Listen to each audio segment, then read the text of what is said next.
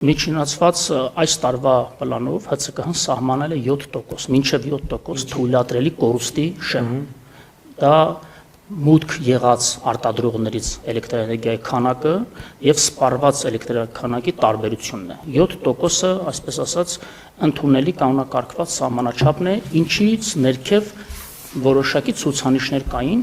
եւ ասեմ, որ ի սկզբանե ինձ համար տարօրինակ թվացին այդ թվերը, քանի որ միջազգային վիճակագրությունը առաջավոր երկրների երբ ուսումնասիրում ենք, մենք այդ ցուցանիշով գտնվում ենք top 50 երկրների ցանկում, հարևանությամբ Ֆրանսիայի, Դանիայի, Շվեդիայի, ինչը շատ զարմանալի էր, չունենալով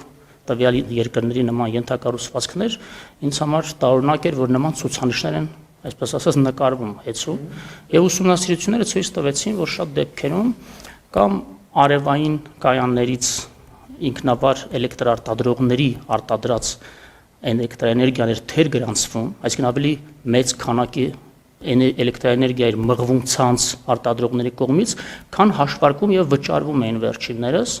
եւ սպառողների կողմից, ընդ որում պետական եւ համայնքային ընկերությունները շատ մեծ թիվ են կազմում, ում վրա հավելագրումներ էին տեղի ունենում։ Այդ փաստերով նաեւ վերջին օրերին կալանավորում տեղ ունեցավ։ X կազմակերպությունը կամ անհատը ծախսում Y թվով էներգիա, բայց իրականում վերջում վճարում վերցնում ենք Y+ ինչ որ մի բան,